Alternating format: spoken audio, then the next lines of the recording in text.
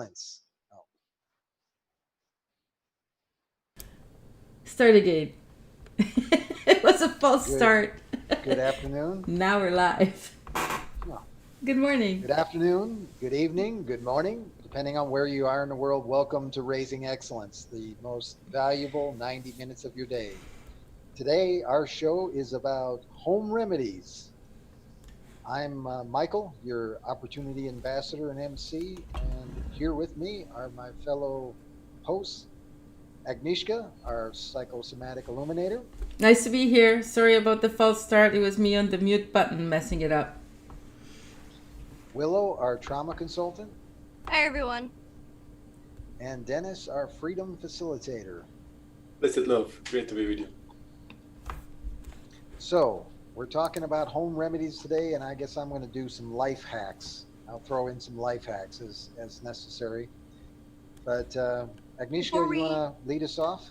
before we get too deep in that, I am not seeing our video showing up on YouTube. Uh oh. Well, this says somebody's watching on YouTube. If somebody's watching on YouTube, would you please let us know that we're on, we're live, we're speaking to you? Do you Yes, can hear please. us through the airwaves? Oh, I just refreshed and now it's there. And So we're good to go. magic Son of a of gun. We're good to technology. go. Thank you very, very much. That's wonderful. So, you wanted to talk about the YouTube? Okay, so we're good. Life hacks, home remedies, Home remedies. babysitter government. So why is it that nobody, why is it that home remedies had such a low popularity in the 50s and 60s? You know what I mean? Like I remember even in the 70s when I was growing up, there was this big push of to say witchcraft or crazy old women, you don't want to use that, use these chemical compounds that are specifically analyzed for your body. And so there So was a lot of instead of vinegar or baking soda, they wanted you to use Clorox Bleach. and yeah, and only now 2020 or well a few years ago the study was done on women who do a lot of cleaning, either women who did a lot of cleaning in their own household or women who were actually employed as cleaners. And it turned out that the women that use a lot of those chemical compounds for cleaning were actually developing lung and breast cancer from just being exposed to it all the time. And there were other diseases, like the whole study, like sure we could try to find it, but yeah, the whole study talked about how it was detrimental to their health to use those remedies. Yet when I switched to vinegar, baking soda, dishwashing detergent, and isopropyl Peroxide. alcohol, I use peroxide. I don't use peroxide enough. I know I about it, like but it. I reach for the alcohol. It's just such a quick and easy to wipe down something for disinfecting. It's fast and easy. I think colloidal silver is also in there. As far as Oh, just spraying colloidal silver on That's things. Dennis's wheelhouse. Colloidal Well, isn't silver. it? It's also that's used as like a topical. It's not even an ointment, really. It's just a topical spray. Antibacterial. Disinfectant. A disinfectant for a lot of different things. I've mostly heard it used in like medical, so like on the body, for the body, and less so for cleaning purposes. But that is nice to know that you could use it for Now, if you disinfectant. can do it in like an aerosol spray, you can spray like I believe I saw it used for like spraying down like an operating room in Yeah, they use Africa it. where they don't. No, here too. Silver is used in Canada throughout, like in operating rooms to disinfect things Yeah, in so variety much of better, purposes. much better situation than Yeah, So, that was something. you That was guys, something that I recently heard about. Was like nurses that were in operating rooms. If you ask them what they use a lot of times in their own house and what they use in the operating rooms, it's not bleach. It's not what like people generally think, because it creates all these toxic fumes. Like when you walk yeah. into a hospital, you don't smell bleach. You smell other disinfectants, which are probably just as worse, but you don't just as smell like worse. this stuff that you're putting into your house and can cause I mean, how many young adults actually know that you probably should not clean your toilet with bleach because you can make ammonia, or not ammonia? What's Well, you don't want gas bleach and thing. ammonia the together. gas? Yeah, you don't want to mix Chlorine ammonia gas. and chlorine gas. That's what it was. And ammonia is in pee, so yeah, so you shouldn't pee into bleach, that's for sure. But yet, it's the go-to for cleaning your bathroom. I don't know, not for me. Or not you. Because I use peroxide in my bathroom. My bathroom is white, so which is a pain in the ass when it's your bathroom. Anything white just gets dirty all the time. So it's part of the reason I use peroxide, so that it keeps everything white. So do you get the industrial strength peroxide, or do you just get the stuff that's on the? I think I just have the regular peroxide that's on the shelf, to be honest. Okay. I just mix it with a little bit of water and keep a spray bottle in my bathroom. We have an issue with the shower curtain developing mold on the bottom of it because it's in the shower. And so every time we get in and out of the shower, we just spray down the shower curtain with peroxide. And I'm like, that's actually really cool. I like the fact that I can spray my shower down with some peroxide, jump in the shower, do my thing, get out, and spray it down again. And I could never have done that with bleach or even vinegar, to be honest. Like, I couldn't just spray down my bathroom with vinegar and then go take a shower in it. Like, that would just drive me insane. It would smell bad, yeah, for sure.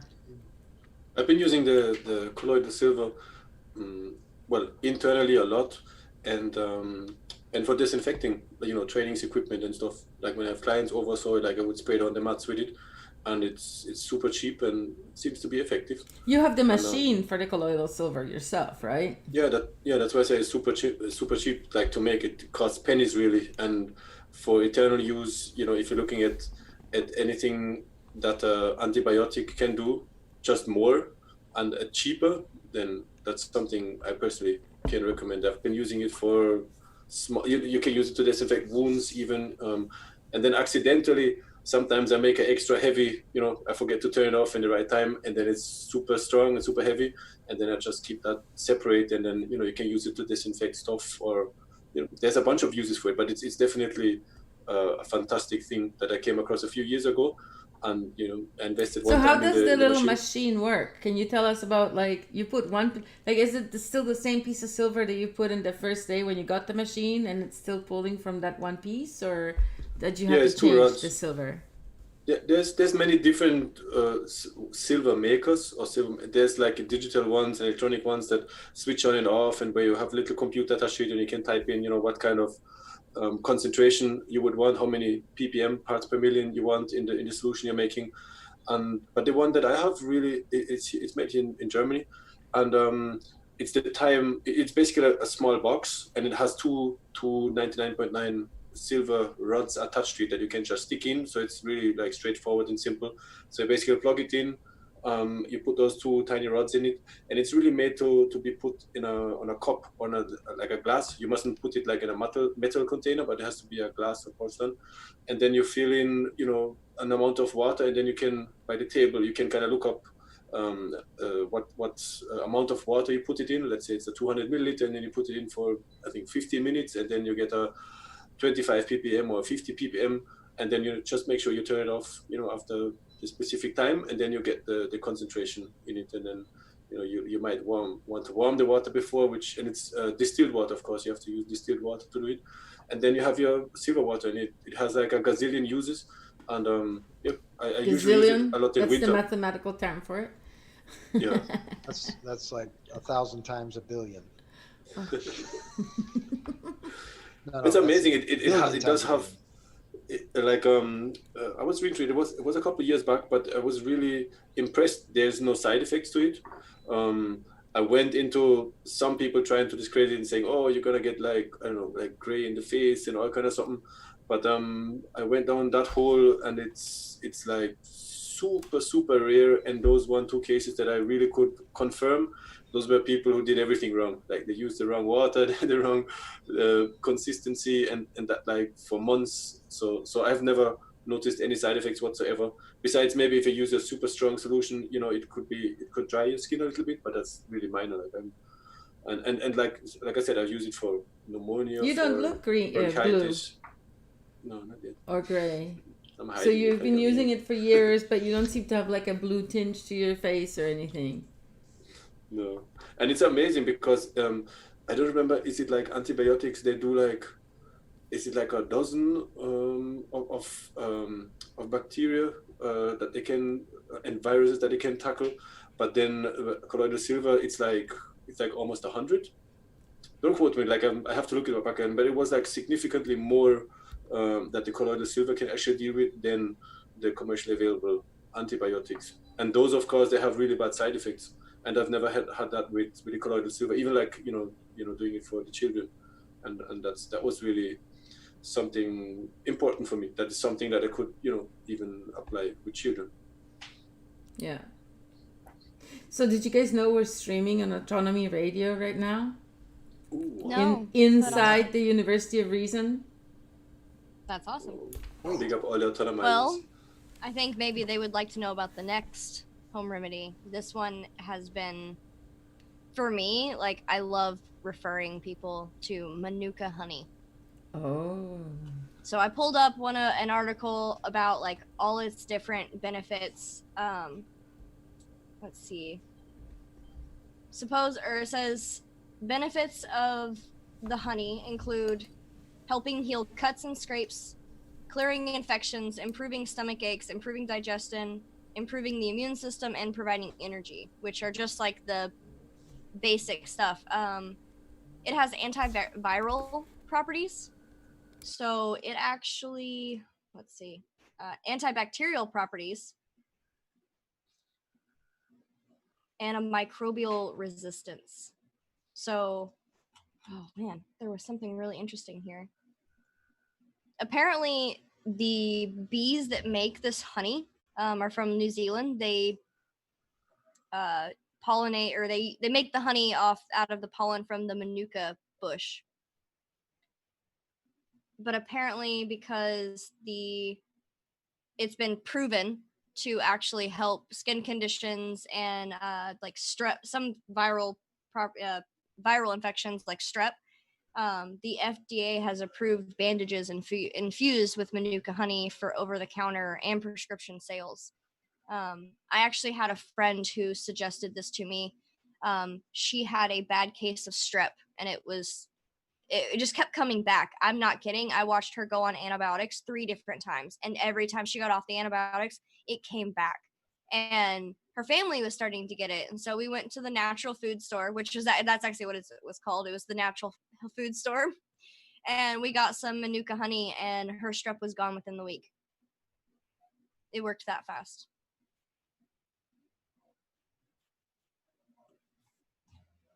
That's like my success rate with cold sores and oregano oil. Yeah? I had a friend who just called me. Well, I use it for my own self, right? And I just make it as strong as I can handle. And yes, I've burnt myself with oregano oil before for cold sores. But you know what? If you burn yourself with oregano oil, all you have is a burn mark and no cold sore. So But yeah, still. I had a big red burn mark. But no cold. I mean, I'll take that. But yeah, after the next time I adjusted the dosage, and it was perfect. It was just my experimentation phase. But yeah, the other day I mentioned it to a friend who was having a terrible time, could not get rid of them, tried over-the-counter medicine, could not get rid of them, and was just generally depressed about it. So I said, try this. And so she did it, diluted it to where she could handle it, tried it. Within 24 hours, it was like declining, like seriously declining. So, and she said she's pretty happy. So Do we need to make any kind of disclaimer? yeah, sure, it's not So- medical so we advice. don't- We're sharing we're sharing experimentation that we have performed on ourselves or others.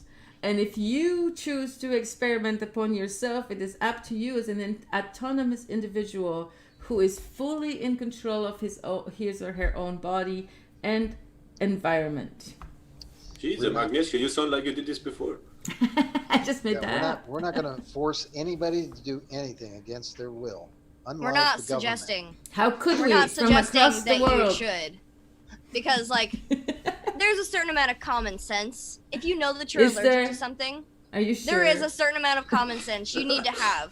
Like, I'm reading the risk and warnings for the Manuka honey, and it's like, if you have diabetes, you should probably not consume large amounts of honey.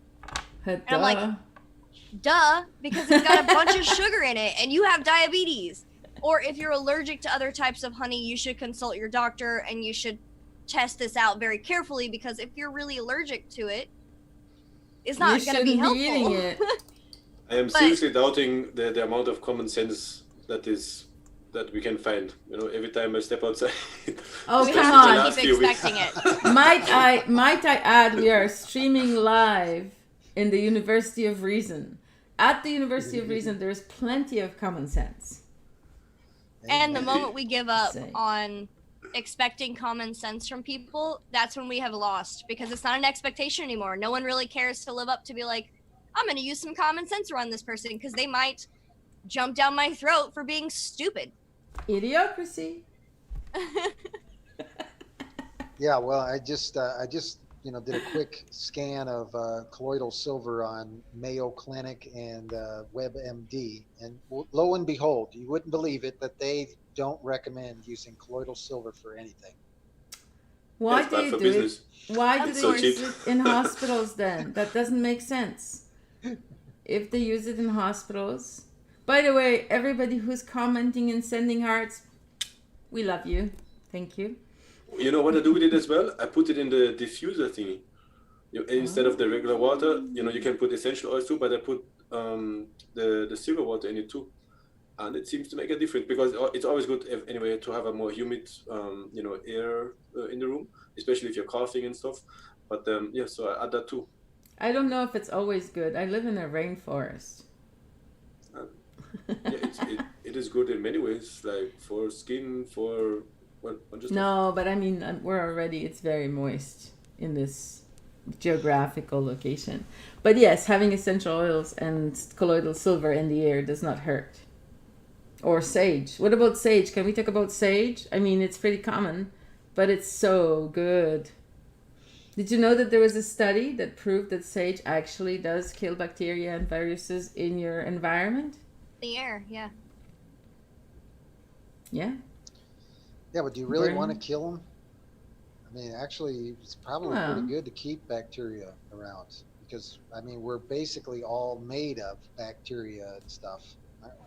And I think that things like sage or garlic or whatever are not as drastic as antibiotics. Like, they may kill viruses, bacteria in, at a reasonable rate, where there's still enough so we can actually enjoy life and be fully robust. About really killing the virus or the bacteria, even though a lot of people think that that's what they're doing, because they think that germs and bacteria, all of this is bad. It's more about setting your system up to where when it encounters this bacteria, it's not encountering so much of it that it becomes overwhelmed. Because that's kind of the problem. So I don't like these chemicals that clean everything. When they get 99.9% of germs, that scares the crap out of me, because it's not leaving anything except for the really bad bacteria that you didn't get to kill, like that's super strong. This happened with the milk industry when they started doing cheese and stuff. A lot of the cheese, what is the cheese place called? I want to call it a cheesery. I don't Fromagerie. Cheese factory. The fromagerie. What? A fromagerie? Okay. All of the places that were like making cheese had the FDA or some other, big daddy government agency come in and tell them they had to switch to all stainless steel. And they were like, no, we can't do that. We need the bacteria in the wooden boards to help develop a healthy bacteria. That's how you make cheese, is you're aging and you're using bacteria and yeast and all of these things. If you take that away, you end up with really bad cases of sickness. Yeah. By the way, I just thought of the fact that it's probably called a dairy in English. And a fromagerie would be specifically for cheese, versus a dairy could have milk or yogurt or other products. Yes, Shambhavi, dairy factory. I just said that. I heard you thinking. So, yeah. But, you know, What I about mean, go ahead. what about a home remedy for mouth sores? I think you call it something. Ulcers? Real. Say it again. You know, Ulcers? ulcers. Yeah, Yeah, mouth exactly. Are you ulcers. talking That about? stuff. Are you talking about Canker a? sores? Canker Yeah, that sores, stuff is that you that get when sometimes accidentally you bite yourself, you know, like in the tissue, Yeah. or sometimes like when you have on the mouth guard and you go training and you know you get some hits and they don't break your teeth, but like you know everything cut inside around the mouth guard, and it's so annoying because it takes days and sometimes even weeks for that to go back, and like everything that you put in your mouth, like it doesn't taste good again. You don't want to eat again, and it's really annoying. So I years and years of experimentation like brought me to cayenne and ginger. So to really burn it right away, it burns, but then after, you know, It it's burns. numb enough to be able to enjoy the food that you want to eat, and it actually does make it go away within 2 or 3 days for me, which is like heaven compared to before, like a week without really, you know, having the joy of eating. So that has been helping, like just some cayenne powder on it, or some ginger, you know, cut up raw ginger, put on it, chew on it the whole day, and that really does make a difference for me.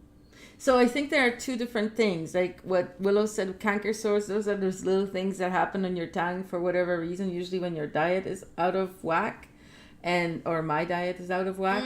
That's when it No. happens to me. And then what you're talking is infected or yeah, like a cut that's like becomes a sore. That's a slightly different thing. But both require disinfectant, I think, to And actually, I wasn't talking about the ones on your tongue. I don't know what those are called. I don't think they're called canker sores. Canker sores are very similar to ulcers, and they're on the inside of your mouth. So, like, if you were to like flip your lip open, you could have a canker sore on the soft tissue right. in your I mouth. think I had that once as a child. Yeah, but the so I call them lie bumps because when I was little, my parents thought that they could convince me to tell the truth by telling me that I would get these things on my tongue that would swell and hurt really bad every time I lied. So I spent a lot of years wondering how I was lying so much and didn't remember it, and you know it turned into finally someone told me. They were like, no, that's not what happens, this is why that happens. And I was like, oh, Why yeah. did they say it happens? They just told me that it happens because the doctor, I don't even remember what it was. I think it was sometimes like when you'll bite your tongue and you don't get your tongue, you just get a taste bud, and so it's just a swollen taste bud. And I think sometimes your diet can affect it, but I've only noticed that I will get them when I will be like, you know, doing something and I end up biting one, or it catches between my teeth, or you know, something like I can feel it being pulled or pinched very particularly. So I think a disinfecting action of any kind would be good for all of those things, right? Canker sores and all of that. Heather says that her mom says it was from lying too. But so Dennis, so that disinfecting thing that you use, the cayenne pepper with ginger, sounds terrible. I mean, yeah, Shambhavi, I was thinking about it being acidity because I always think, oh, I've been eating too much crappy foods and then switch to healthier food and then they go away right away. But I rarely get them. But there was something about the Manuka honey. The actual honey itself has it's a higher acidic. It has a higher acidic level. So the honey itself, whether it be regular honey or Manuka honey, the acidity in it will actually help protect wounds and stuff like that. And the sugar actually helps coat and protect it. And the acidity also helps draw out excess moisture. So it can draw out infection and all this, you know, stuff that's getting stuck in there, and helps the healing process. That's really cool. So I recommend my invented toothpaste for all of those things.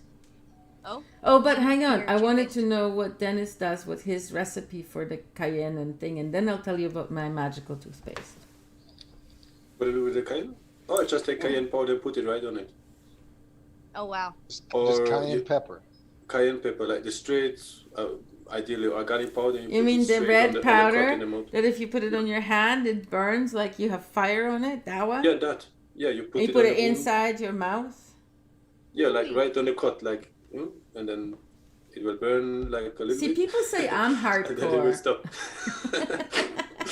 Or you cut up the ginger, bite up, and then you have, you swoosh the Okay, juice so in the mouth, and you put the ginger piece like right on it. And the third one was that really works, because I tried a bunch of stuff like whatever tea tree oil and they have all their, but it didn't work as good. And the third one was the charcoal, the activated charcoal powder that you can use for cleaning your tooth. You're gonna get into that, I believe. But if you put that on it too, it also seems to dry out and suck out whatever gets stuck in there or is inflamed. And so those three things work marvelously for me. Nice. And I've had some considerable cuts inside my mouth. Well, you with the capoeira, I can see that. Like, oh God, not again! Like 1 week, let me eat right now before it gets sore. Like, because I know that after tomorrow it's gonna all burn. And I'll eat lots today, fast tomorrow. yeah, oh gosh, another week of fasting again because of this. So you guys want to know about my magical toothpaste? Yes. It's magical. Okay, so I take a little jar and I put like 2 tablespoons or 3 tablespoons of baking soda, and it's pretty much the same amount of salt, maybe a little bit less salt than baking soda. And then I take fractionated coconut oil, but it doesn't matter as long as it's liquid oil, any oil will do. And I just pour it in there until it forms a paste. I mix it up until it's like the consistency I like. And so then you use it on your teeth, and it's salty. It tastes like salt. But you don't have to swallow it. You don't swallow it. Don't swallow it. Just brush your teeth with it and then spit it out. So now it doesn't taste like mint. It's not sweet like toothpaste. It has no sugar added like toothpaste does. It tastes salty. It's not amazing. But it's not bad, really. I mean, it's just salt. You rinse it out. It doesn't have any like negative. You can drink orange juice right after. You can eat any kind of food. It does not affect anything like that. I have one question. Salty. It seems to like how do you get your fluoride? Yeah, see the fluoride thing. We like to keep our brains intact and our willpower strong.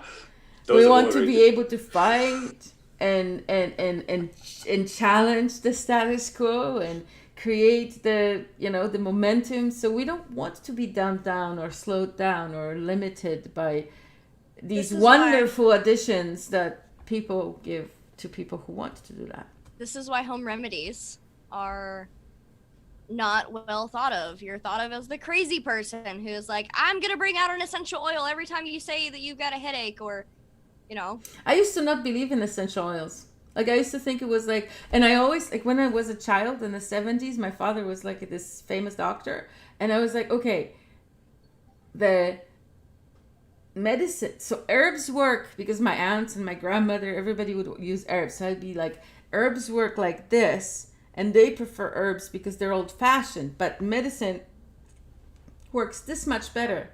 And that's why the doctors give medicine, because it's better. But the old stuff works too, but not as good. And that's what I grew up with. And essential oils was just like weird. But now I use homeopathy and essential oils and all sorts of things. And it works better than that chemical stuff. Mm-hmm. But it takes so much discipline and dedication. You have to do it like, several times, and you have to think about doing it again and again. And it's so much more difficult than just, popping a pill. And you might have to, make some of these home remedies yourself. I added up the time. So last time I made home remedies, and this is my bathroom thing, right? So I made face cream. I made the cream if you go out on a hot day and you don't want to stink because you might get sweaty. You put it in your intimate deodorant. Places. It's sort of like a deodorant, but it keeps the bacteria developing from overdeveloping in like sweaty bits.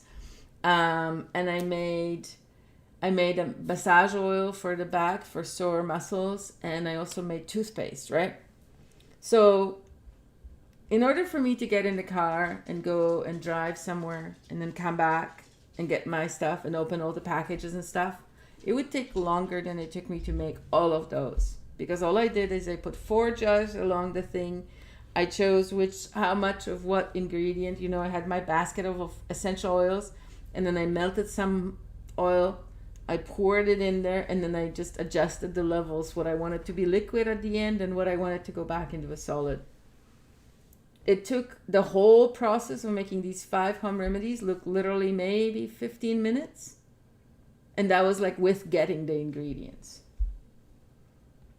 Has any of you done the coconut oil, what do you call that, pulling? Yes, I was actually just about to mention oil pulling. Okay. Go ahead, please. Well, I have a very, very small mouth and a lot of teeth. I had 7 teeth extracted, and it still feels crowded. Not gonna lie. But I had actually a really bad tooth back here that they refused to pull because apparently it has some chewing capacity, and they didn't want to take it out. But when I look at it, it has black lines. Like, I know that there's a cavity there. So bad that I can't even feel it. And the problem is the whole, like, your tooth usually grows like this. So you have like one, and you keep going like this. This one grew like this. So like up here, there's this hole in between like the gums that everything gets stuck in. And it wasn't until I started oil pulling that like all of my cavities stopped hurting. I was pulling stuff out of my cavities and they were healing.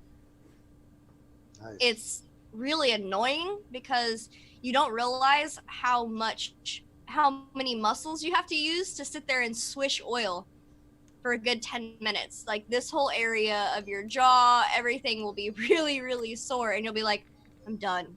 I don't even want to eat anything. I just don't want to move my mouth anymore. But it works.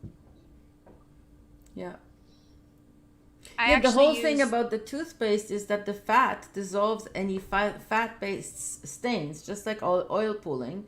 And then you have the abrasive action of the salt and the baking soda. And also the salt and the baking soda are disinfectants. And so if you have a wound on your tongue, this was me being hardcore, you take some of that stuff. I have like electric toothbrush that goes like zzz, right? So you take some of that salt and you go right on the wound. And the next day it's pretty much gone, And it hurts, but it's not as bad what he does. Have you guys ever used oil to shower or to bathe? Because what you just said is the same idea. Like, fat solves fat soluble things. So if you have dirt, and that's usually like fatty, and you shower with oil, then the oil actually protects the layers of your skin, which is what normal soaps will kind of destroy. Isn't it like oil and sand that I read about this in a book? They lathered themselves with oil and then they rubbed sand and then they used scrapers to scrape off the sand and the dirt together. Okay, I haven't gotten that far, but some time ago I was experimenting with the oil, and it was really, it seemed to do well for my skin. But then of course, you have to spend a little more time to scrub the bathtub or something. Yeah, I was gonna say that is the only reason I don't use coconut oil in the shower anymore. Because I love it. I would bathe in coconut oil if I could. But it clogs your razors. So if you're shaving, that sucks. It's a pain in the ass to clean out your razors every single time. And it will clog your drain. So be very careful. You don't realize how much oil is going down that drain because it all liquefies as soon as it gets to room temperature. And then when the pipe goes off, you have just a clog of coconut oil in your drain sometimes. So that was one of the cons to that one. It doesn't make everything just slip down the drain? Not unless it's warm, because I get the unrefined. So whenever it's room temperature or a little bit cooler, mine will solidify. Wonderful. Mm-hmm. Good to know. That's why the fractionated coconut oil is so good, because it's already liquid. Although for some reason I don't really like eating it. I don't know why. See, I use it. I'm different. I like the unrefined for skincare because I feel like it's just. I feel like it's better. But I like the liquefied and the fractionated for cooking. Well, because we live in Canada, so it's always cold. So like it's sometimes the coconut oil gets so hard that you have to chisel it, and that's why I use the liquid one, because it keeps it. That was my favorite part, where I could just be like, I could take a little spoon, I could like dig out a little spoon of coconut oil, put it in my hands, and by the time I'm done doing this, it's melted in my hands. Yeah. So it's like a little pat or a pad of, you know, oil that you can just like rub all over your skin. See, everybody So does it differently. before you were talking about like oil pulling and toothpaste, another thing that I use for oral care is hydrogen peroxide, which I just use it as a swisher. And especially since I don't use a lot of whitening toothpaste, I've been actually trying to like cut down. I still use regular toothpaste, or not regular. I still use a alternative toothpaste that tastes like minty because I like it. But the peroxide helps because I drink a lot of coffee. I used to smoke a lot of cigarettes. So my teeth would get like, I'd always be super anxious about my teeth not being white. And the peroxide helps with that. So I don't have to worry about like this teeth whitening strips or, you know, what are they putting in this Crest 3D white brilliance stuff, you know. And that's what I used to use. I used to use like the Crest 3D bright brilliant smile because I thought that everyone's teeth should look about as white as Mike's shirt, or Mike and Dennis. That's not true. Did you know that it's a North American thing to be obsessed about the whiteness of your teeth? That other countries don't really have that at such a high degree. Like, yeah, people like to have white-ish teeth, but it's not like a thing in most other countries. But in North America, it's like I wonder why. Because Hollywood? Commercials? I mean, Probably. So the peroxide you're using, that is the same pharmacy grade, and you just use it pure, or how would you apply it? so actually I read that for the proper amount of gargling, you should use the cap. The cap is the actual measuring cup for how much you should use. And I do that. I just like pour it in the cap. I put my I have a charcoal activated toothbrush, which has really soft bristles. So whenever I like really just want to like focus on cleaning my teeth individually and getting into those crevices, I use the soft brush. And I just, brush my teeth with peroxide, and then I gargle whatever's left in the cap and spit it out. It leaves a weird feeling, like my mouth feels weird afterwards because it does that little bubbly thing, you know, all in your mouth. But after maybe 30 seconds, you don't really taste anything. It doesn't leave a weird feeling for a long period of time. And my teeth feel cleaner and stronger. I have a problem with sensitivity, so if I drink something that's too sugary, or I bite into sugary stuff, sometimes my teeth will start hurting, like instantly.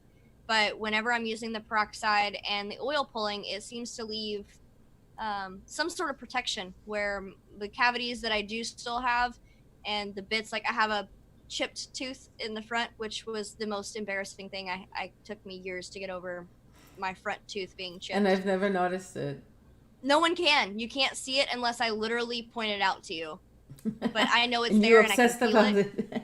But it was really sensitive. Like when you have a chipped tooth, that chipped part is really sensitive for a long time. I couldn't eat or drink really hot or cold items. But I wonder, because my teeth used to be more sensitive when I used like commercial toothpaste too, but it's been a couple years, or at least a year and a half, since I've been using this salt mixture, and like maybe even a few more years since I've been experimenting. And so, but I haven't used commercial toothpaste probably at least a year. And I feel like my the teeth are commercial less toothpaste, sensitive. I feel like the commercial toothpaste had too much sugar in it. That the sugar in the toothpaste was causing issues with my cavities. So I'm like, all right, cool. I have whiter teeth, but part of them are dying. So cool. All right, Fermented fish oils made a big difference for teeth. Hang on, it's Mike's turn. Mike's turn. Mike's turn. Yeah, go on, Mike. It's about threads. A big enough thread to catch all the cork, because sometimes you just end up shredding the inside of the cork and then all of that falls into the bottle, which is, I mean, you can get the wine out, but it's going to taste like cork.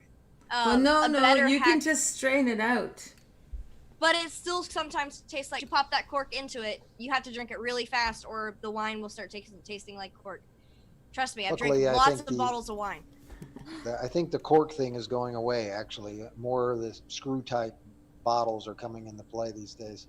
This other one here, rub a walnut on damaged wooden furniture to cover I've up. done that. Yes. You try that? Works. Yep. It does. Let me know why. I don't know How why about it this next one? disappears, but it disappears. Have you ever had to fall out of bed? I don't have children, but I used to have this problem. And as soon as I saw this hack, I was like, man, that is what I needed when I was a child. I don't have children, but I fall out of beds regularly. You have Well, children. this is the solution to that one. Just put a pool noodle on the side of your bed and put it under the sheet. Here's actually the good use for toothpaste. Cleaning your head. Hey, your, commercial headlights. toothpaste. Wow, It's kind of scary. That's a fluoridated work there. Yeah, real positive. Scary. there. It's like, imagine if that does it to a car. What is it doing to your teeth? We just This lost one- most of our YouTube listeners since the hacks started. This is another great one. Check this out. Oh, this is too funny. You need a scoop for your cat litter. You just cut up a milk bottle, and that's what you get. Look at that. Yeah, that's pretty Is that cool. awesome or what? I've never tried it, but I've seen it. So I have an alternative to the corkscrew. Oh yeah? This works. They did it on Modern Family, and I researched it because I really wanted to know if that would actually work. What you do is, if it's a cork, you take a boot, and you stick the bottle in the boot, and you get it as tight as you can, and you thump it on things. The pressure will cause the cork to pop up, up until where you can grab it, and you can actually pull it out. And if it's champagne? I don't know. I don't drink I champagne. wouldn't do that. And then there's always the really cool knife trick where you're just like, but hopefully you don't bust the bottle and slice your hands Now, open in the process. bits of cork in the bottle, not the same thing as bits of glass in the bottle. No. You know, I just... or blood. I mean, imagine opening a bottle of red wine and slicing open your finger as you're trying to open it and be like, well, I don't know which one is which anymore, so good luck. Yeah, yep. Toothpaste thing works though for cleaning. Like we've been using toothpaste for cleaning, like the regular one, obviously, and also that's a good use for Coca-Cola. For the Yeah, that's true. So to get rid I've of tried the pasta. Coca-Cola. I find just things get sticky for me. The Yeah. toothpaste thing works. I use toothpaste for cleaning. I actually, for my little toothbrush that goes bzzz, I have an old toothbrush head that I, used to use a long time ago, and I just use it for jewelry and stuff with like toothpaste, like commercial toothpaste, not the stuff that I use for my mouth. And bzzz, works great got for another- jewelry. I got another too. use for Coca-Cola. If you got like ants in your driveway, you can take the Coca-Cola and pour it in the ant hole. Yep. And it'll. That's the like ants will- genocide. Wow. Okay. Yeah. Yeah. Well, the ants don't come back. So apparently. Well, they you don't wouldn't like either if Coca-Cola. your house filled with Coca-Cola. You mean that's the diet one with the whole aspartame in it? Or the regular? I think it was regular in this case, but I don't know. Maybe we should try that one too. I don't know. I So- definitely wouldn't drink that. I'll tell you that much. I have For two sure. hacks. One is with toothpaste, and the other is Suave shampoo. So for toothpaste, I learned this when I was in my early 20s. I had my first apartment by myself with my roommate, and I like to hang things up on the wall. My husband hates it because I leave holes in the wall all the time. So when we move out of a place, there's a bunch of holes in the wall, and I figured out that if you use regular white toothpaste, you can take a dab The of the same toothpaste, you can stick clean it your in the jewelry hole. with. Yeah, and you can stick it in the hole, and it usually, as long as you have a white wall, it patches the hole enough to where you can't see the actual hole, and it can get you out of having to pay a lot in damage costs for apartments. Although it sucks because you have a bunch of holes that are patched with toothpaste, but It's good for the young other- people like you. yeah, it's really good. It's a good hack for if you just Once put that past nail in the 30 wrong spot and you're like, oh no. past 30, you actually buy That's- that thing from the hardware It's a store that crack costs filler, like yeah. $4. It's so much. And Yeah, if I you're didn't know living that in a existed. if you're living in a cheap rental place, you can take your toothbrush and rub it on the wall and brush your teeth. She'll be like, I gotta get some toothpaste. Hold on, let me go find the hole we put in the wall last week.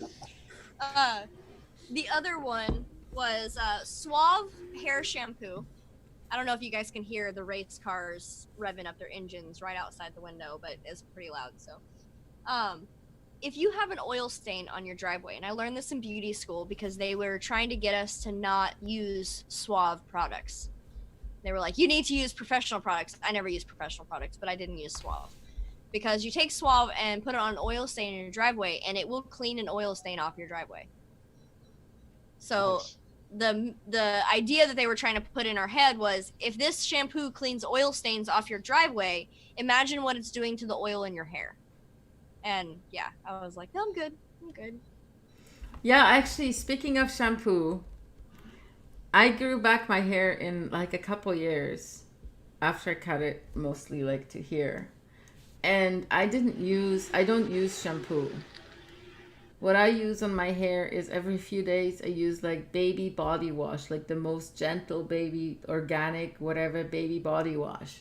The most gentle soap that I can find for allergic babies. That's what I use on my hair. and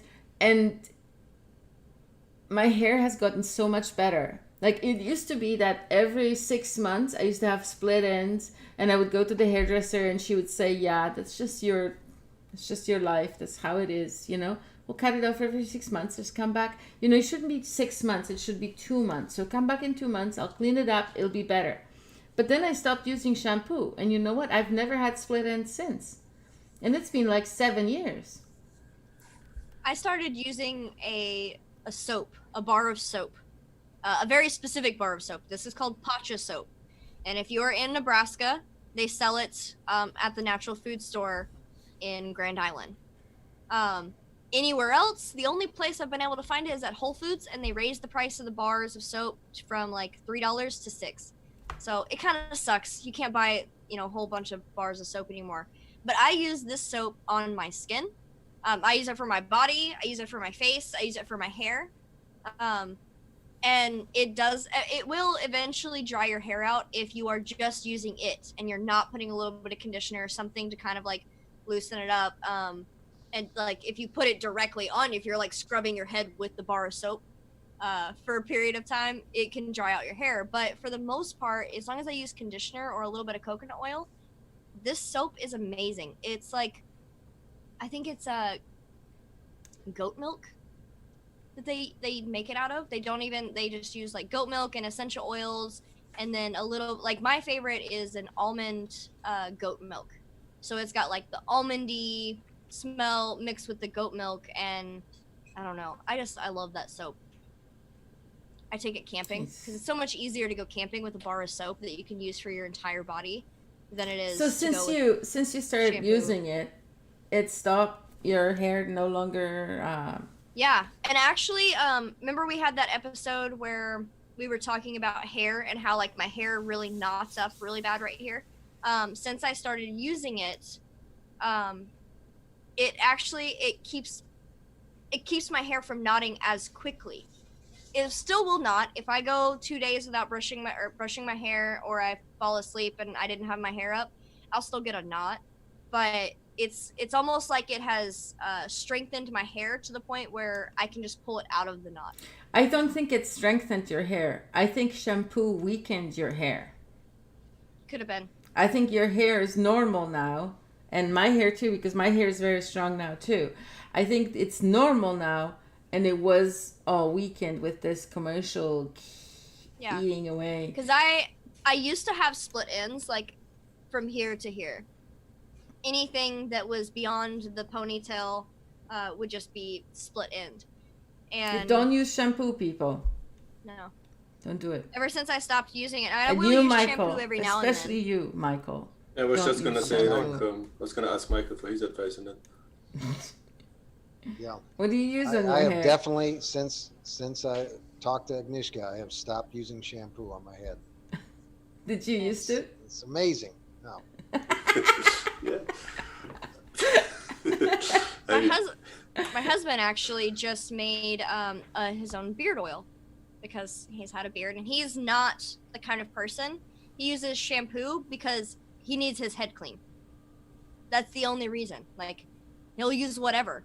So If it you works, could use it easily works. a soap or something less abrasive. Yeah.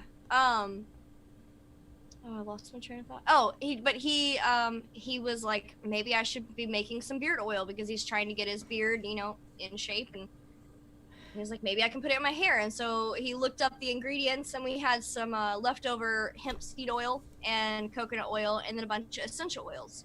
And so we just made his own beard oil. And so every morning he's like, yes. Bye, Michael. Bye, But Michael. you really hurt his feelings there. I hope not. Was it because of the shampoo question? So, Shambhavi says that Dennis needs some beard oil. Oh. And no, she And what said, about my hair? I only grew it for like 20 years. I don't have no split ends either. but you don't use you know shampoo. I know you don't use shampoo. You probably haven't used shampoo since you were like 19. My hairdresser. Every month I go to my hairdresser and she says I don't need to. You mean your wife? I wish. You mean your wife is not your hairdresser? You would have to consult her on that, but I will. I'll ask her next time. So, I hope Michael gets to come back soon. No message? Yeah, I was keeping an eye on the waiting room just in case. So, what are your home remedies? Dennis, give us some amazing zingers of home remedies that we could use. what do you guys do for burns? I use aloe. I use ice. We have a huge aloe plant out back, and That's I a just good go. one. Yeah. I just go Yeah. take a cutting from that. I skin it. Recently, we figured out that if you mix it with coconut oil, like you take the inside out and mix it with coconut oil, it makes a really good lotion. I did find out that you cannot just stick a whole leaf of aloe into the blender and then use that, because apparently the outside part, the green part, That's the bitter burns. stuff. No, The you have inside- to cut the gel out. The Yeah. inside is a burn healing agent, and And the the outside? outside burns you. Sounds like Yeah, a but to have aloe dichotomy. vera plants around the place is a good thing to have, because they're excellent for all kind of skin issues, even like for hair too. And you can eat or drink it as well. Put it in your juice. Cut out the jelly part and put in the juice. That What was about something. plantain? Plantain does the same, and it grows everywhere. Mike is coming back. I actually, when I moved to Korea, they had aloe water, and I did not know what to think because it's just aloe pulp in water. And I fell in love with it. I still, to this day, anytime I walk by and I see aloe water, I'm picking up as many of them as I can on a grocery trip because I will drink the crap out of it. I don't even know if it's good for you, to be honest. I don't even care. I'm just Some like, I of love them this have a stuff. lot of sugar, but some of them are pretty good. So it depends on which one you get. Dennis? Dennis is like, make your own aloe water. You're not enough of a purist. What is wrong with you? Buying crap in a bottle, plastic bottle at the store. Yes. Dennis I is had another- definitely the most pure member of Raising Excellence. He really takes his health very, very seriously. House remedies. Mike, you're back. Yeah, Yay. they really hurt your feelings early, wasn't it? It was the shampoo Yeah. comments, wasn't it? Damn it. Don't talk about my shampoo addiction. A secret addiction. Well, Do we moringa, need you an guys know about. intervention? Do we know about what? What about moringa? Moringa. You know about moringa? No. What is? I've heard some ladies on an expo talk about it, but I never really got into it. Are you saying meringue? Like, No, moringa. It's No, some kind of a moringa. Moringa. South American fruit of some sort. oh, No, it's not really a fruit. It's a tree actually, but it's from like southern warmer climates, and it's really amazing. Like it's worth looking it up and looking into all its qualities. You have it's an amazing plant. It grows like in really not bad. What do you call it? Like in soils that are depleted of anything much of any nutrients. It still grows. It has like it grows. The roots go really deep, so they hold the soil as well. They're almost, not indestructible, but they're very hard to kill. So even if you cut them back totally, they will, totally spring back.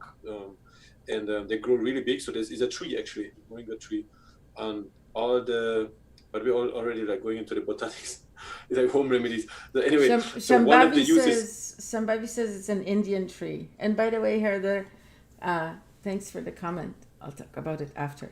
Yes, man, big time. But like so there's many uses of actually all of the parts of the plants, from the bark to the roots to the leaves, and you can make the pods especially as well that you can chew on. That you can make oil from the pods, from the little seeds, so moringa seed oil, and the leaves actually, if you collect them, if you dry them and you grind them into a green powder, amazing. It's almost a complete protein, and it has like amazing quantities of minerals, trace minerals, and vitamins as well. But anyway, Cool. so the moringa oil is something universal that I've been using even like for babies, like when they were too tiny, and I walk around with it all the time. If you have any cut, any little wound, or so you can put it on. Anything regarding to skin, I brought it once for my granddaddy back then, and he had a really strange thing on his toe, and grandma, who is very good with home remedies and all kind of other remedies, and she wasn't able to get rid of it, for years with anything that she could get her hands on, and that little bottle of moringa seed oil basically resolved it within a few days. Wow. So moringa seed oil, really amazing. Cool. Another one that I like to use, and I have been using this since the first year of my marriage, so almost 9-10 years now. I had a open sore on this part of my ear, so where my glasses always rest, and it was just an open sore. It would not go away. I couldn't sleep. I couldn't wear my glasses, and it just would not heal. And I had it for like 6 months, and I have never had a wound that took that long to heal. It never developed a scab or anything. My sister-in-law suggested that I put witch hazel on it, and she gave me a little bit of witch hazel, and I put it on my ear for a week straight. I have never had the same problem ever again. It went away and it never came back. And ever since then, that was like my intro into the home remedies, because I was the kind of person that I was like, oh, I'll go get something from the store. I don't even know that there are home remedies. And she suggested this, and all of a sudden I was like, oh my gosh, this works for everything. And I became the person who, anytime someone mentioned, I've got this, or I'm dealing with this, or I'm like, witch hazel, put witch hazel on it. So tell us what you hazel. use witch hazel for, because I have a bottle of witch hazel that I actually bought at a regular Shoppers Drug Store, but it was during the COVID thing, and I was like, oh, another disinfectant, I'll grab it just in case, because there was no rubbing alcohol in stores. That's why. I don't know the difference between why it's called an astringent versus a disinfectant, because it is a low-key disinfectant. Because astringent, that's what the water, hydrogen peroxide is called too, astringent, right? Okay, yeah. Dennis? I'm not sure about that. Actually, I'm not sure if I'm familiar with the word astringent. But I use it for a face toner. So I will put like warm water on my face and scrub with the soap. And then before I put cold water, I put witch hazel on my face. Anytime I have a zit or a pimple that pops open, I put witch hazel on it. If I am out camping and I need just a quick hand sanitizer, because I don't use hand sanitizer, I hate it. If I need to like quickly like rinse my hands off, I will rinse them with witch hazel. You can put it in your baths. It's a really good topical skin product. I'm looking up the answer for you guys. Yay. So I'm about to answer. Okay. So, go ahead. Oh, also mild burns. So if you have like a sunburn, witch hazel can help. Also, this is a little this one sucks that I know this, but witch hazel and apple cider vinegar are both really good if you have a problem with hemorrhoids. It's an anti-inflammatory, and trust me, once you get a hemorrhoid, you're not gonna care. You're gonna be like, "What?" Apple cider vinegar. It's one of those things that you don't really want to talk about until you have that problem, and you're like, I don't even care anymore. Please give me something to fix this because it is not comfortable. It does, just so you guys know, it does burn a little bit. Definitely writing that one down, believe me. It does burn a little bit. So. Apple cider vinegar is great for a bunch of stuff, right? So been using it on, sometimes you get those small brown spots on the skin. You know, like I will get them like if I'm in the sun for too long or, working outside long. So vinegar actually removes that pretty quickly. But sometimes you would have to apply it like on a, little, how do you call it, Q-tip? And like put it on like for, an hour or two or for a long while. But it actually, over time dissolves them, which was pretty interesting. And then, you might have some of those spots like sometimes even for years or for birth, and they lighten up as well and disappear. Cool. I didn't know that. Even for warts, you could use it. What kind of like for children, whatever? Sometimes you have, like, they would have warts on their toes or so. So that is I think you have highly concentrated forms of vinegar as well, which they sell commercially even for in little pens or whatever that you apply. But even the regular apple cider vinegar will help with that too. And apple cider vinegar is one of those that like between peroxide, witch hazel, and apple cider vinegar, that's what I clean my house with.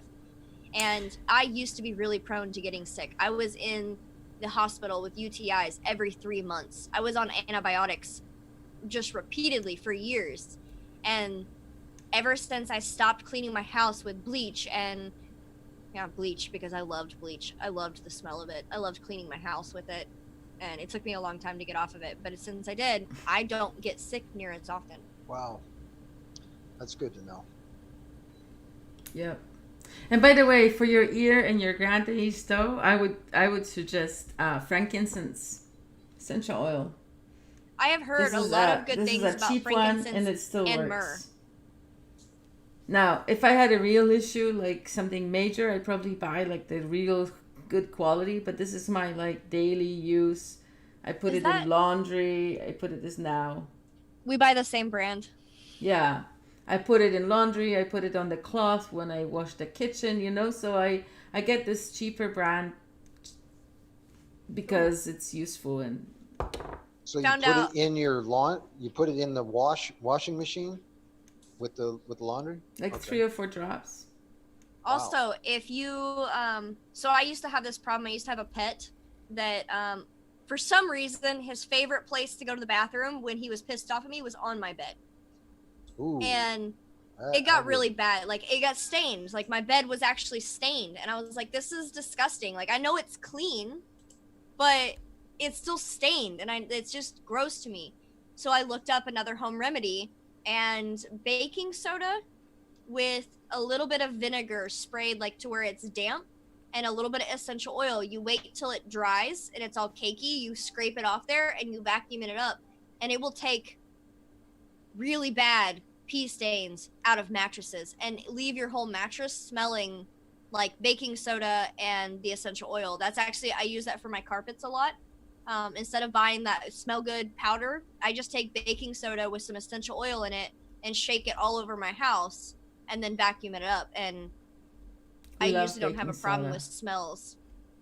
Everyone knows we put baking soda in our fridge. You buy a thing of baking soda, you open it up, you stick it in the back of your fridge, and you forget about it. But that's sometimes not even baking soda. Sometimes they put like other ingredients in there. I buy the baking soda in a big bag, and then I use it for everything because I know that in the big bag, it's just baking soda. There's no funkiness. It's not like anti-caking agents and da-da-da-da-da-da. I don't want any of that stuff. I just want one ingredient stuff. But okay, so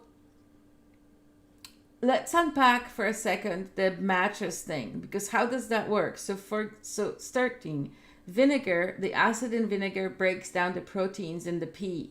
So right away, if you soak the stain in vinegar, like I used to do that with my carpet, I would soak the stain in vinegar, and then the vinegar breaks it down. Yeah, it smells like vinegar for a day, whoopee. And then it goes away. Now with you, with the baking soda with the essential oils on top, that actually pulls the rest of the stain and everything out. So the vinegar breaks down anything deeper in the mattress. The baking soda pulls the stain from the surface, and the essential oils make it smell good, and then vacuuming it up. Perfect. Well, I would say that the baking soda doesn't necessarily, it does pull it off the surface, but it's because it's absorbing. It's absorbing all of the liquid, or the moisture in the mattress from the pea stain and the vinegar, and then you pull it up when you vacuum it off. Yeah. All right, from a pea stain to microwaving pizza. Too high, Heather. How Why? do you get the pizza Heather. so that the crust is nice and soft when you microwave it? You're The using microwaves? day-old pizza. Why would You you don't use the microwave. You don't microwave? microwave pizza. No. Put it on the I stove. microwave pizza. So for those of you that microwave pizza, just put a little water in there with the pizza. Oh yeah. You get a nice soft crust. Same thing with tortillas. If you're heating up tortillas in the microwave, if you stick a cup We don't in there, microwave. if you're gonna use a microwave, Now, You this can is take only a- for the microwave users. For your you can pizza. take a little. Okay, go ahead.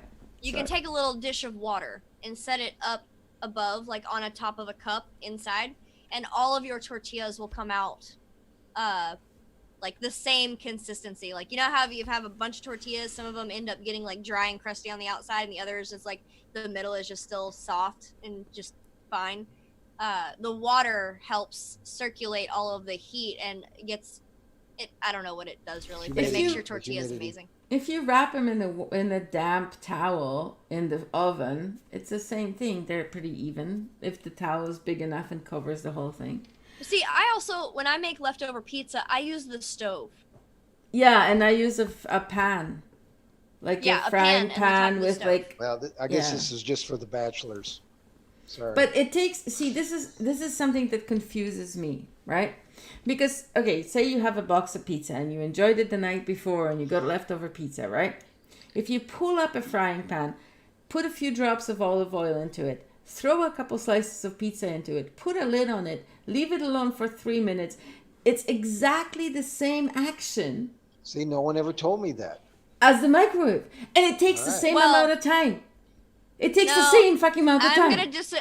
gonna disagree with you on that one because I ruined a bachelor's life. He loved pizza, and he loved the fact that he could just pop his pizza in the microwave, and then he could eat it, and he was fine with that. And I said, "Well, can I show you another way to make it taste like exactly like when you got it?" And he's like, "Sure, but if this takes longer and it tastes better, I'm gonna be upset because now I have to wait longer for better pizza." Whatever, go pee. It only takes 10 minutes, not even. It takes at least like 10 minutes because I have to cook it on low heat so you're not burning it and you get everything cooked heated exactly as you I want don't it. cook it on low heat. But it is 10 times better. I'd actually say that it's better coming off the pan than it is that it came to your house hot and fresh. I'm going to have to test this one out. I'm sorry if from now on your pizza takes longer to eat. And Dennis not worried Dennis about would never eat pizza, so he can't comment I'm on that. stunned here. My whole life is flashing in front of my eyes. You guys eat pizza? You're using microwaves? Just okay. You've never He's made gonna homemade faint in a minute. You've never made homemade pizza? Oh, and the pizza is not organic. No. I'd like to put in a different gear. We have to talk about home remedies, right? So like remedies from home, remedies made at home. So what about remedies for your home? Like the baking soda thing for the carpet? Like, isn't that what you call a handyman? What is it? What kind of remedies are there that you can? What kind of things can you apply to make your home homey? To make it a place, that you retreat, that you recharge your batteries. What kind of processes do you guys have in place that make you feel at home?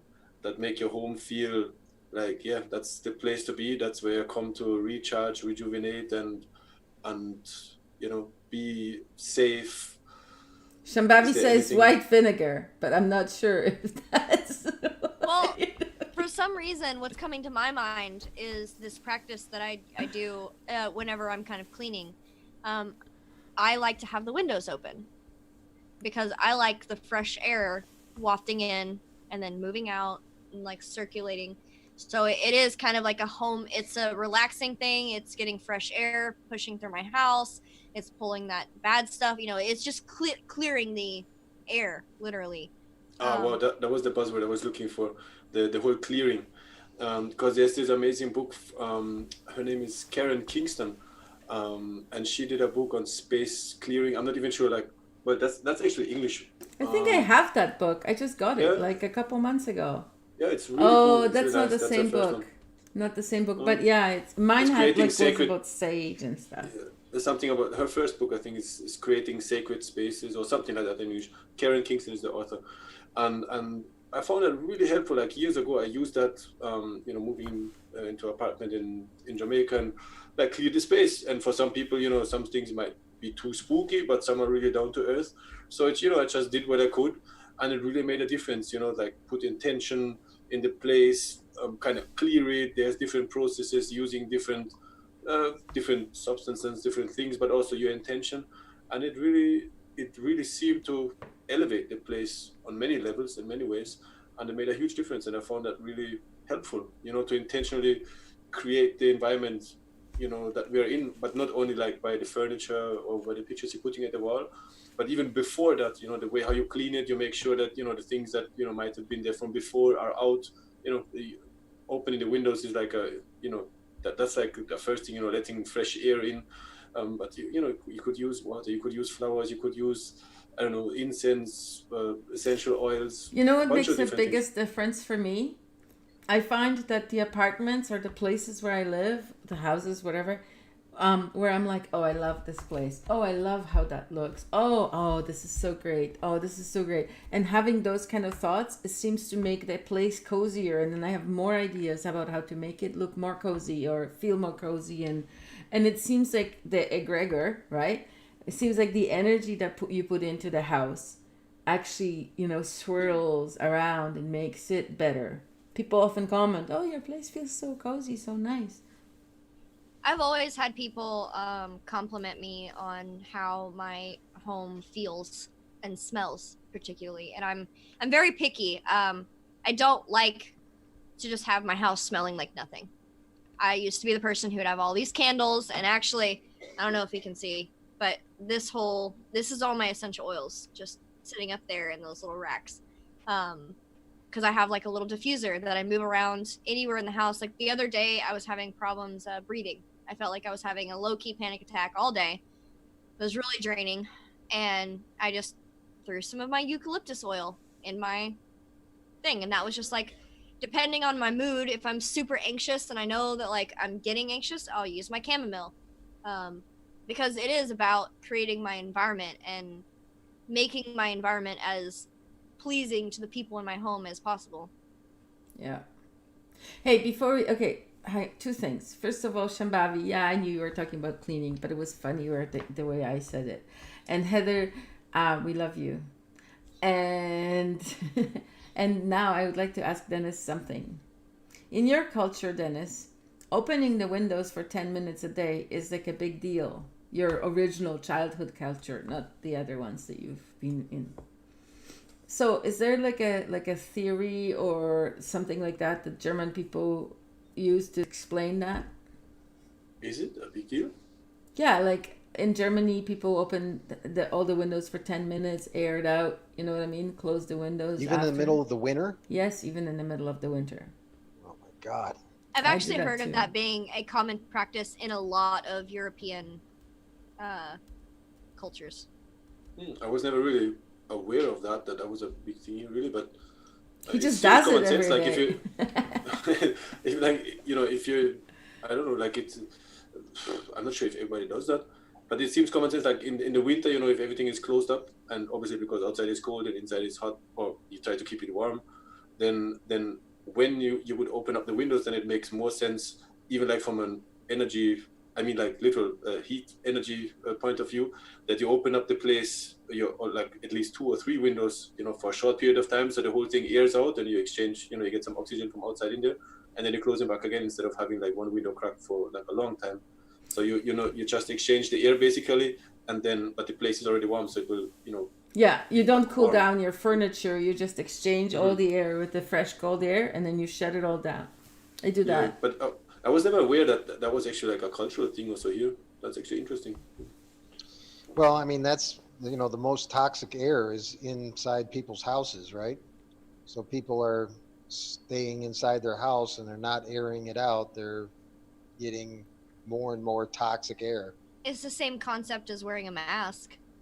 Yeah. You can concentrate all of that, all of your air, everything is just recirculating inside of your lungs. Yeah, well, in the regular modern house, you're basically surrounded by plastic, right? Yes, you have the plastic paint all around you, and on top of you, then you have the.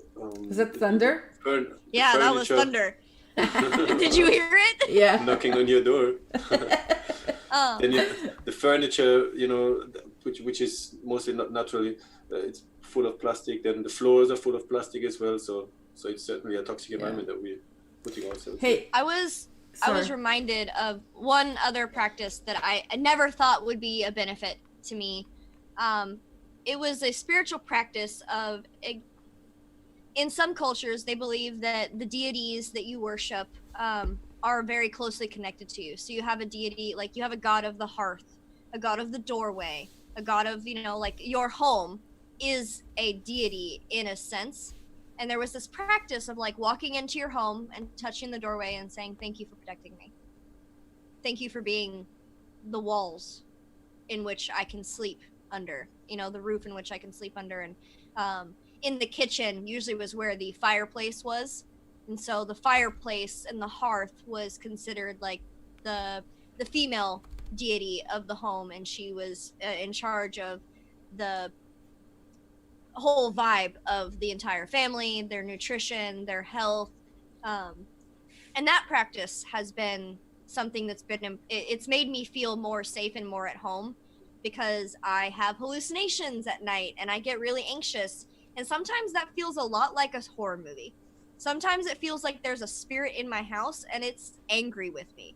And so by imagining that my own home is a deity in which is there to protect me and help me, and I work with them and I respect my home as if it is a person, it makes me feel safer psychologically. Nice. I was going to talk about one other thing that can make you heal so much faster than anything else, and that is having an ocean view.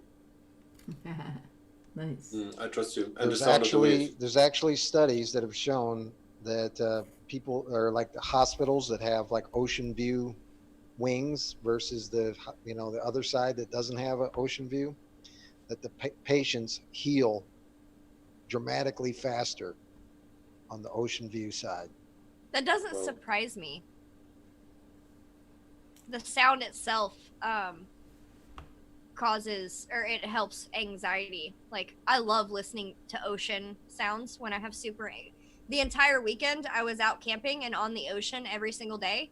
I didn't have a single, as frustrated as I was, and it was a very frustrating but also fun trip, I didn't have a problem with anxiety or panic attacks, because that sound was just, even when we were at the campsite, you can just hear the rush of water and it receding, and it's just a calming. The air too, that it has to do, and we talked about our this electric side of things, and us as electric beings as well. So the positive and negative load of the air, like close to the sea, it's very favorable for us as well. So there's many effects. I believe that's true. I'd like to do what. If you can't actually locate near the ocean, you can take like a mural, like one of those glue-on murals, and stick it on one of your walls, and then play some ocean music, and it almost does the same thing. Also, I have a feeling, and I don't know about being stuck in a hospital because you can't get out there, but people who tend to live near the ocean go swimming, and swimming is a very Yeah, and the salt water Yeah. we didn't even touch on the fact that it's salt water. Just Probably do being some- in the water, the Probably do physical. some oil pulling with the salt water too. Go ahead. About Probably. Sorry. 15 or 20 minutes in the salt water will remineralize your body. I'd like to throw out a nugget too towards, you know, the end of this podcast, which is, you know, like we throw out the big ones towards the end to reward those that stick around with us. But for me, definitely ranging way up atop or maybe even above the many benefits of colloidal silver would be DMSO. And that's a huge topic in itself. But DMSO, it's in Eastern Europe, it seems to be very a common thing to have that as a remedy in your first aid case, you know, in your bathroom or What's whatever. it called in Polish? Yeah, what is that? Yeah, what is it called in Polish? What is it? What's it made out of? DMSO. Sounds like an DMSO. acronym. It's a natural substance. It's from the bark of trees, of Birken. I believe it's in German. I'm not sure if I know the English word of the tree, but it's a substance. It's distilled out of bark of trees, and it can be used for like an array of things. It has the capacity of a muscle relaxant. It can pull anything in your skin. It passes not only water soluble but also fat soluble tissue. And it's a potentiator. So whatever you put along with it, it will potentiate it. It used to be ingredient of a lot of skin creams actually, because it does pull whatever you put along with it in your skin.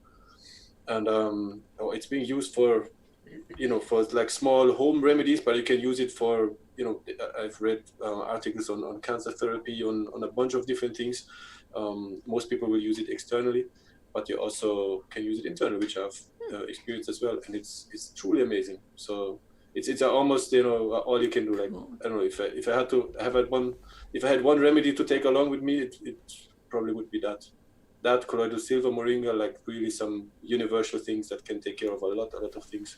You reminded me of another thing that I use in my household called diatomaceous earth. And I use it as an insecticide a lot. I'm actually looking at the Wikipedia page. Supposedly in 1866, Alfred Nobel discovered that nitroglycerin can be made much more stable if absorbed in diatomite.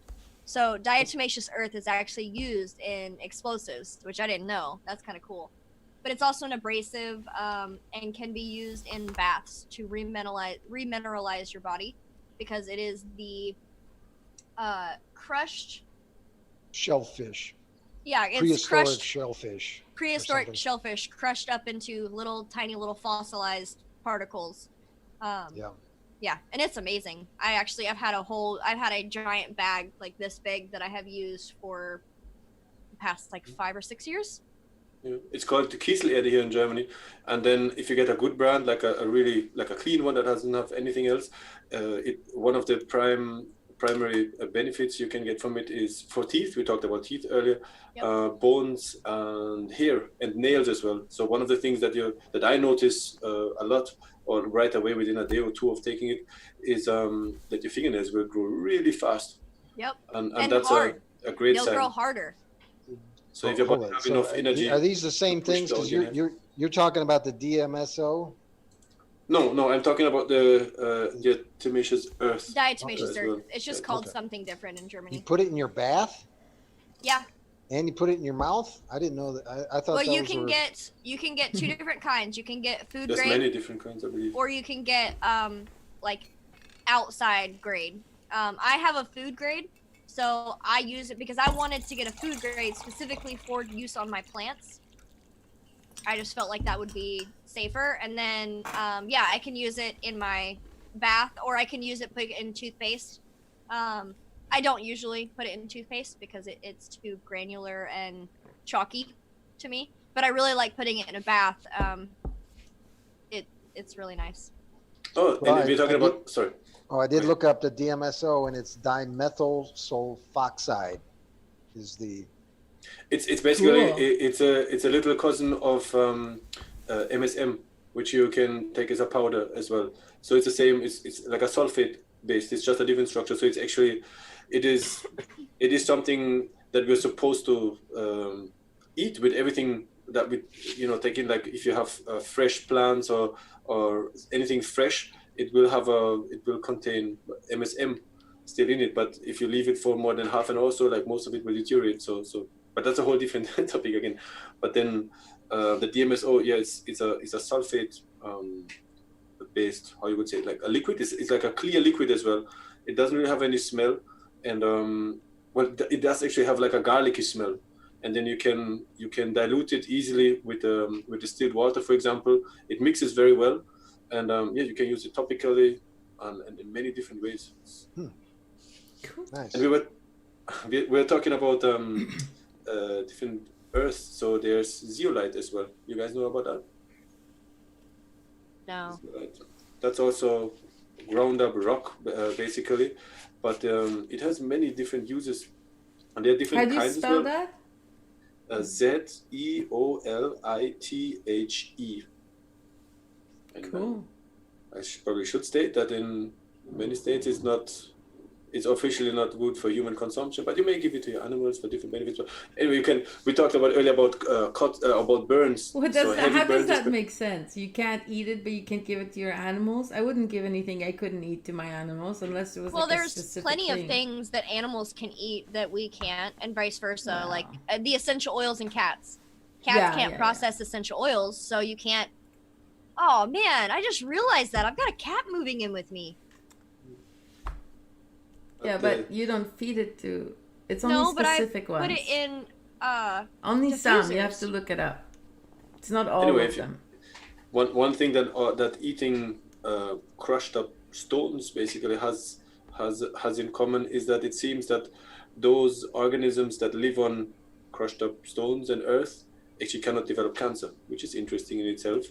But the thing for zeolite is that some people are concerned about stuff going on up in the skies, and zeolite is a great detoxifier. So it will pull out a lot of stuff that somehow keeps on accumulating in our bodies. Talking about aluminum and other heavy metals, for example, and so that has been part of my almost daily diet as well. I don't know if anybody cares about this, but I find it really interesting about diatomaceous earth. Do you know how it kills insects? It covers do. them. No, It dries them up. They have this They got an shell, like a- exoskeleton. they have like a Exoskeleton. waxy they have like a Chitin. waxy part on the outside of their exoskeleton, and the diatomaceous earth creates lacerations in that waxy covering, meaning all of the liquid from inside their body can now dehydrate outside of their body, so they dehydrate until they die. Sounds mean. It does. That's why they stay away from it. But do check the thing about the cats and the essential oils, because I think that it's not all oils that are dangerous to I know cats. for sure eucalyptus. Like, you can't even have eucalyptus leaves in your house with a cat. Yeah, so I'm not sure, but yeah, I'm pretty sure it's not all of them. Let's hope, Definitely not a 'cause koala bear. strange fact about koalas, 90% of them have syphilis. Oh man. Yeah. So on that note,